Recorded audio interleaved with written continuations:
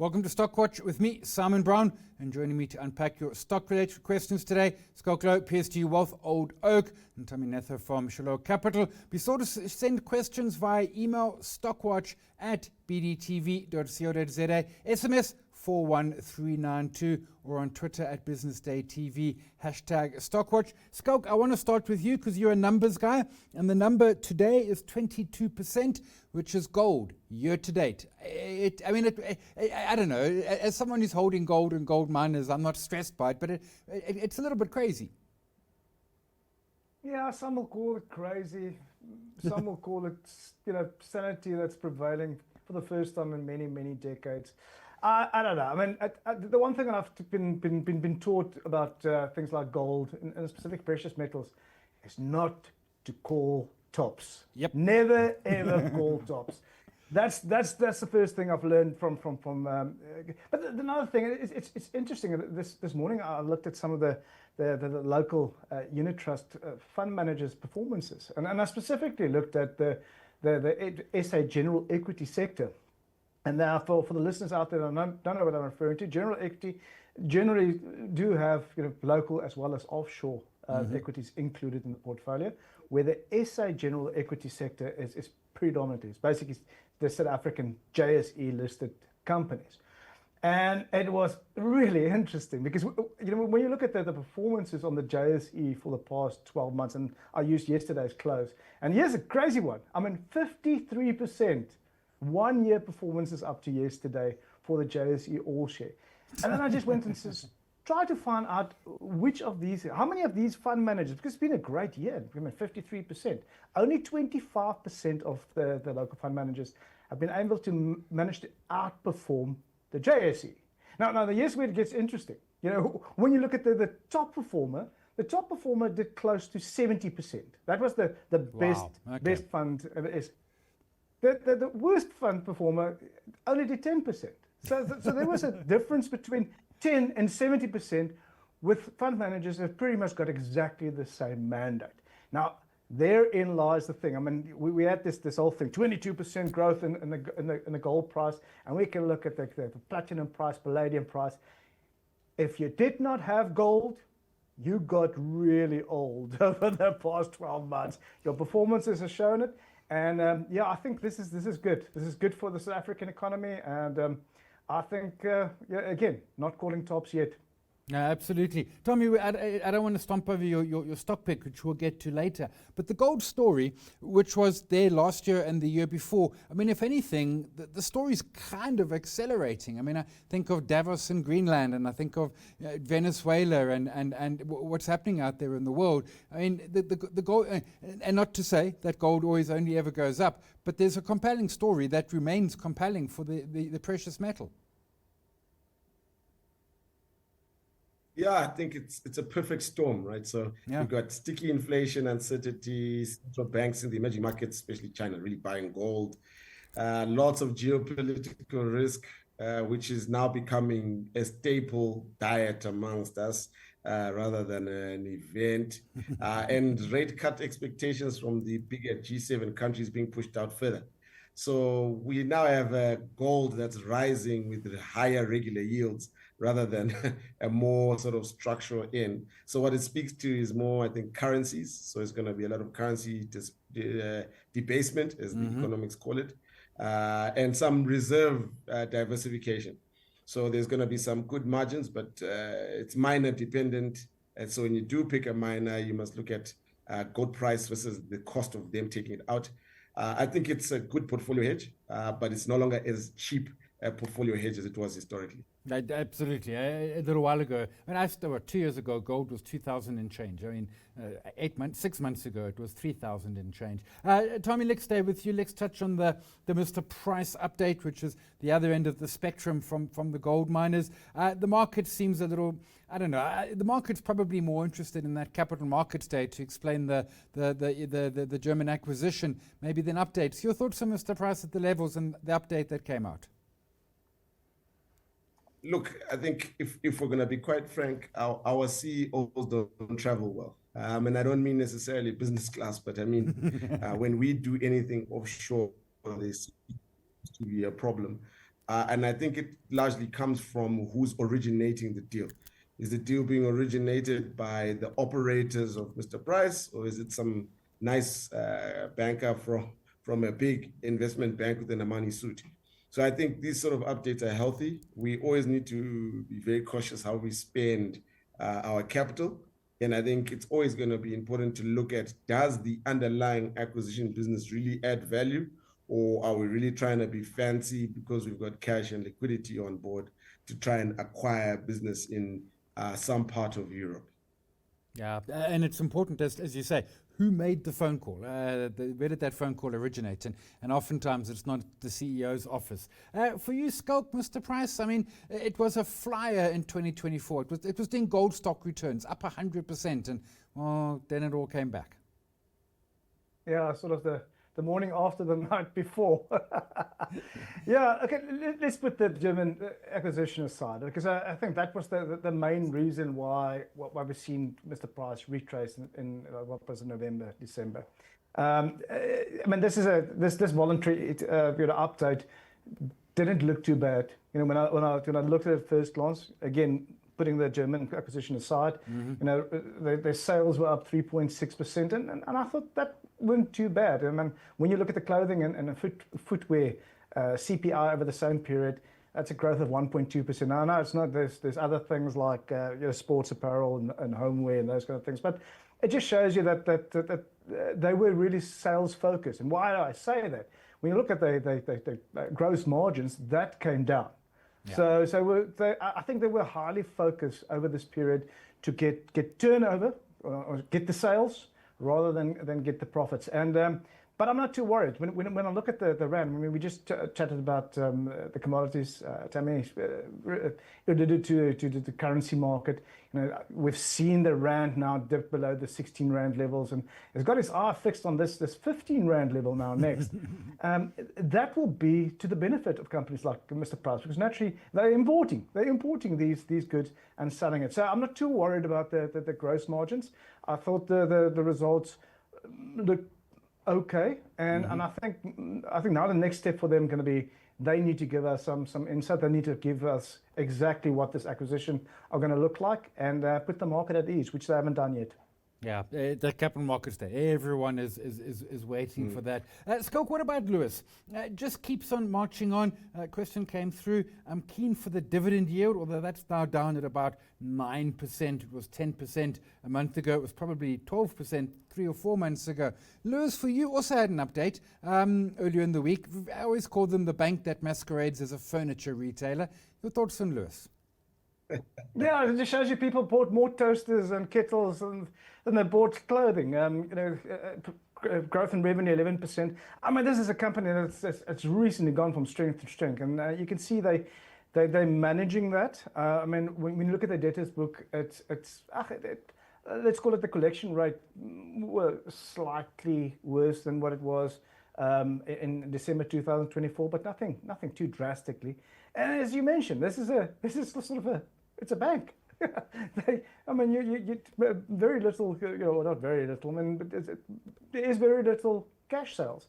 So yeah, it's something you just need to look at in a lower interest rate environment that we're currently finding ourselves in. It does look good. Looking at the two, sort of looking at it, both Lewis and Mr. Price. You know, both of them mentioned there's still pockets in South Africa that's a little bit struggling, but it does seem like things are picking up. You can see the economy is slightly better off when I look at these type of retail figures coming out from a Lewis and a Mr. Price. Yeah, some of those green shoots you spent much of last year talking about are making their way to the consumer. Thami, for you, Mr. Lewis, I mean, a lot of folks worry about their lending because they are mostly credit, but actually they're really good at it. Yeah, I think they're the best retail one of the best retail turnaround stories on the GSE, and they've been doing it quietly. They've got a quality credit book, which is improved materially. They've got very strong cash generation, and their storefront or store footprint, call it, is store discipline is a lot better. So the dividend yield is quite attractive and sustainable. It's backed by cash and not debt. And I guess the key risk is, will they be able to keep that consumer in the lower income levels still coming up to them and using them as an access point to goods. But the dividend yield is legitimate, and it's fortunately not a value trap. So I think as a business that finances access to products and furniture mostly, I think they've successfully managed to do so meaningfully. Yeah. Thami, I want to jump in here, Simon. Yeah. I want to jump in here. Thami, and I just think we need to add, then whenever Simon now starts calling them Mr. Lewis, then you know you need to take them much serious. Just by the way. We're away some ways there. Yeah. I do hold some. I mean, the liquidity is a little difficult, but for the average private client, liquidity is totally fine. Thami, I want to come to you. A question around Japan, and it disappeared. Oh, there it is. Investing in Japan, is it worth it? How do we go about it? And I always look at that and think, well, an ETF or a unit trust. Thami, is Japan ever on your radar? Yeah, we definitely have exposure to it, but more on the ETFs. It's quietly, again, one of the most interesting global equity stories right now, given the current sort of trade dynamics we have. They've got great corporate governance reform, which is actually happening. Companies are forced to deal with cash and unlock it because access to the US is sort of now limited. Valuations are still attractive vis-a-vis the US, and then obviously the yen weakness. In is broad ETFs, so looking at MSCI Japan and relevant sort of ETFs, and global funds have some form of tilt towards Japan. The big risk, I think, is obviously currency reversals. Yeah. They've consistently tried to devalue the yen for that reason, but I think that's the big risk. So it's more the investor story would be more around reform rather than a value trap per se. So I think there is value there, but that it must be done in comparison to the kind of yields and risk you have elsewhere in the world, more specifically at home. Schalk, for you, some Japan. I know Warren Buffett got involved, but of course, he being Warren Buffett, he sold bonds in Japan so that he could invest in yen and remove the currency risk. As a South African investor, is Japan on your radar? Well, firstly, I mean, not to repeat what Thami just said. I mean, Japan has got its challenges. Make no mistake. I mean, they are trading at really, it's an undervalued market. When you look at a value type of market, Japan definitely stands out like a sore thumb. And they've got great brands. I mean, great companies: Toyota, SoftBank, Sony, Nintendo. I mean, it's great brands, and you buy them at really cheap prices currently. I would just be cautious because as you mentioned, currency fluctuations. That's a bit of a problem. Where the interest rates will be let's call it stabilized. Eventually, inflation is always a bit of a problem because they don't have it. So there is a few question marks, reasons why these companies are trading at these, let's call it, really mouth-watering valuations. But I mean, does it attract my attention? Yeah, for sure. Okay. For sure. Let's stay offshore. Let's touch on ASML. Results out this morning ahead of the US Open. The results themselves, not bad. The forward-looking bookings, absolutely knocking it out the park. Pre-market stocks up 6%. Schalk, the AI boom, say what you will about it, it is still booming. These are one of the proper picks and shovels companies. Crazy. It is just absolutely mind-boggling what these companies have been doing and how they've been. We're not just talking about little beats here. I mean, we'd be talking about hitting it out of the park beats. So when you look at the expectations, total net sales for this year, they're looking at anything between 34 and 39 billion euros. I mean, this is really big numbers. And we've often had this conversation, Simon. When a company comes out and say, we're going to be buying back 12 billion euros of our own stock over the next 3-4 years, 2 years. Yeah, that's usually, for me, that's a telltale sign. Any company that's willing to buy, I know people will argue now, but remember, it just mean that they're not seeing other opportunities or necessarily finding other opportunities. A company that buys back its own stock hell, that's a company you can always put in your radar. Yeah, and big numbers. They're not coming with a little bit. I mean, 12 billion, that's a Yep. giant number. Thami, I mean, the AI, the debate around is it a bubble or not, I mean, almost seems moot. I'm sure there are bits of bubble, but there's still also patently still demand at this point in the process. Yeah, I think when we look at it, it's a reminder that order timing does not necessarily equal structural demand. So although bookings are weaker, the backlog still remains as quite large. I would even say enormous. The electronic vehicles are still a monopoly, still, or EUV as in general still remains intact. The AI-driven capex is still not going to disappear anytime soon. Every country, to some degree, is going to try and build its own compute independence.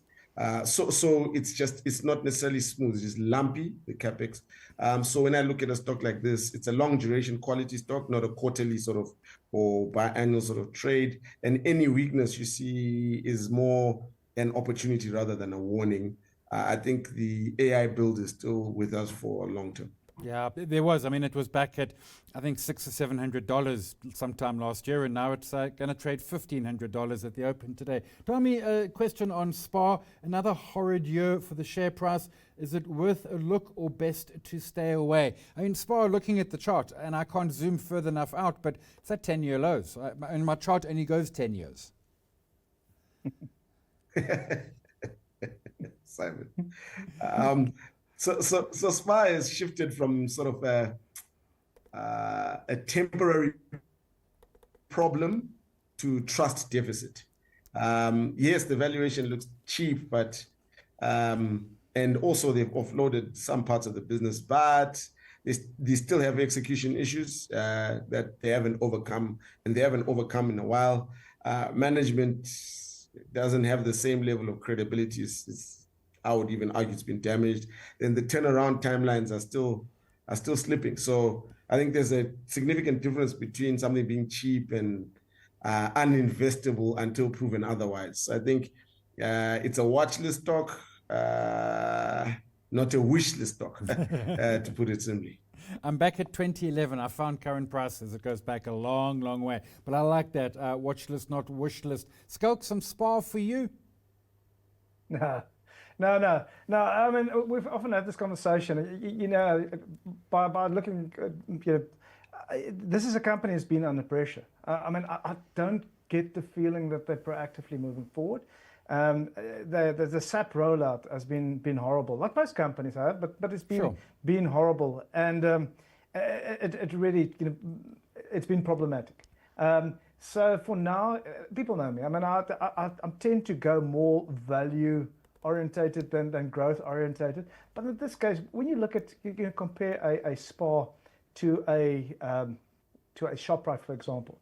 ShopRite's been proactively opening new shops, really quick to close the shops. That's not positive. Or when you look at the extras, the cell phones, all the extras that ShopRite is doing, I'm not seeing the same vigor coming from SPAR. So I agree with Thami. I mean, I would definitely keep this on my watch list, because naturally it's now getting cheaper and cheaper. But it got cheaper and cheaper for good reason. Yeah, no, absolutely. And I mean, ShopRite's off to join the banking herds, and SPAR's still exactly.